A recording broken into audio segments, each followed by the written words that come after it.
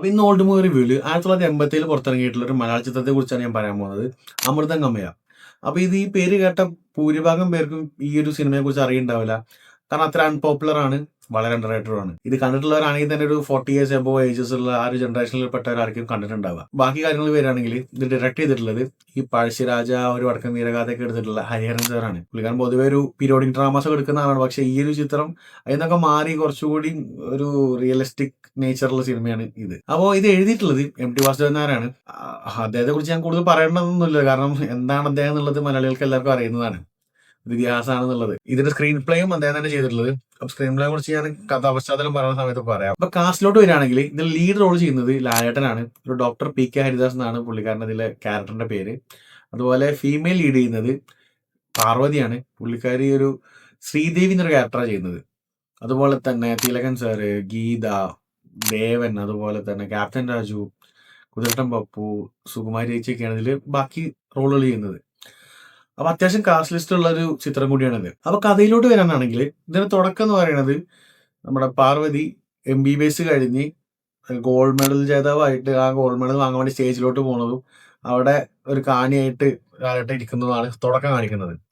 പിന്നെ അവിടുന്ന് നേരെ അവരങ്ങനെ കാറിൽ കയറി പോകുന്നതും വഴിയിൽ വെച്ചിട്ടൊരു കരിക്ക് കുടിക്കാൻ വേണ്ടിയിട്ട് അവർ സ്ഥിരമായിട്ട് പോകുന്നൊരു സ്ഥലമുണ്ട്, ഒരു ഹിൽ ടോപ്പ്. അവിടെ നിന്ന് വെച്ചാൽ ഹിൽ ടോപ്പ് പറഞ്ഞാൽ ആ ഒരു കുന്ന്, അവിടെ നിന്ന് നേരെ ബീച്ച് കാണാം. അങ്ങനെ സ്ഥലത്ത് പോയിട്ട് എപ്പോഴും കരിക്ക് കുടിച്ചിരിക്കലുണ്ട്. അപ്പൊ ഇതിന് മുമ്പ് പാസ്റ്റിലും ഇവർ ഇരിക്കുന്ന ഒരു സീൻ ശരിക്കും കുറച്ച് കഴിഞ്ഞാൽ വരുന്നുണ്ട്.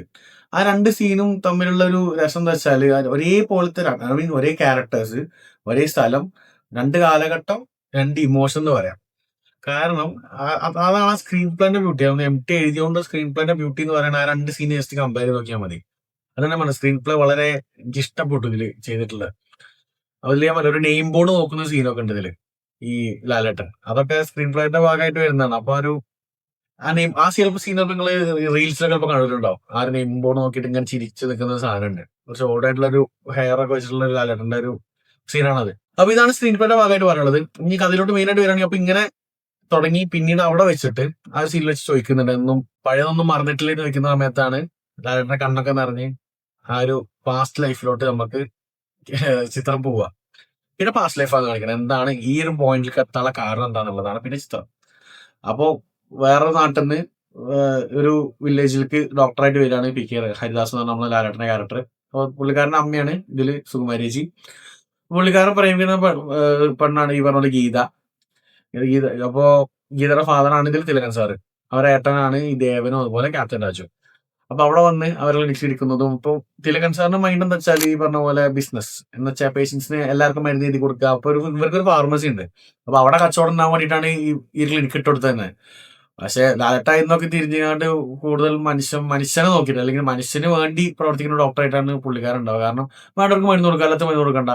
ഇനി അതല്ല അലോപ്പതിയില്ലാത്ത ചികിത്സ ആയുർവേദത്തിലുണ്ടെങ്കിൽ അത് പറഞ്ഞു കൊടുക്കും. കാരണം പുള്ളിക്കാരൻ്റെ അച്ഛനൊരു ആയുർവേദ ഒരു വൈദ്യനായിരുന്നു. പറഞ്ഞാൽ അതിൽ കുറെ അറിവുകളുള്ള പറഞ്ഞാൽ അതും ചിലപ്പോൾ പറഞ്ഞു കൊടുക്കും. അപ്പൊ ഒന്നും ഇയാൾക്ക് പറ്റാതെ വരുന്നതാണ് തുടക്കത്തിൽ കഥ ഇങ്ങനെ പോകുന്നത്. പക്ഷെ ഇതൊന്നല്ല, എൻഡിങ്ങൾക്ക് ഈ കഥയൊക്കെ വളരെ തെറ്റിപ്പോ കിട്ടും. കാരണം ഇതിനിടയിൽ വെച്ചിട്ടാണ് ഈ പാർവതിയുടെ ഫാമിലിനെ ഈ ലാലേട്ടൻ കാണുന്നത്. കാരണം വെച്ചാൽ പേഷ്യന്റ് ആണ് പാർവതിയുടെ അമ്മ, ഒരു കുറെ കാലമായിട്ട് വയ്യ കിടക്കുകയാണ്. അവരെ ചികിത്സിക്കാൻ പോകുന്ന സമയത്ത് ആ ഫാമിലിയോട് വളരെ അധികം അറ്റാച്ച്ഡ് ആവുന്നതും അതുപോലെ അവരുടെ ഫാമിലിയുടെ ട്രാജഡി നടന്നിട്ടുണ്ട്. അതിന് ശേഷമാണ് ഈ വയ്യാതായത് എന്നുള്ളത് പറയുന്നതാണ്. അപ്പോൾ ഈ പാർവതിയുടെ ഒരു ബ്രദർ ഉണ്ടായിരുന്നു, നമ്മൾ വിനീതാണ് റോൾ ചെയ്യുന്നത്. വിനീതിനെ പറയാൻ മറന്നുപോയി. വിനീതിലൊരു റോൾ ചെയ്യുന്നുണ്ട് ഈ പാർവതിയുടെ ബ്രദറായിട്ട്. അപ്പോൾ പുള്ളിക്കാരൻ പോലെ ഒരു MBBS പഠിക്കാൻ വേണ്ടി പോയിട്ട് അവിടെ വെച്ച് മരണപ്പെട്ട ഒരു ക്യാരക്ടറാണ്. അപ്പോൾ അത് ഈ ആളെ ലാലേട്ടനെ അറിയണം. കാരണം ലാലേട്ടന്റെ കോളേജിൽ ജൂനിയറായിട്ടാണ് ഈ വിനീത് പഠിച്ചത്. അപ്പൊ അവര് പറയും എനിക്ക് വിനീതിനെ അറിയാം എന്നുള്ളത് ലാലേട്ടൻ പറയും.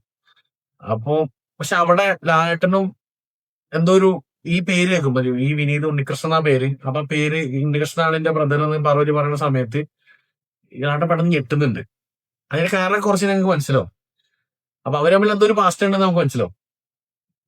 അപ്പൊ അതിനെ ബേസ് ചെയ്താണ് പിന്നെ സിനിമ പോകുന്നത്.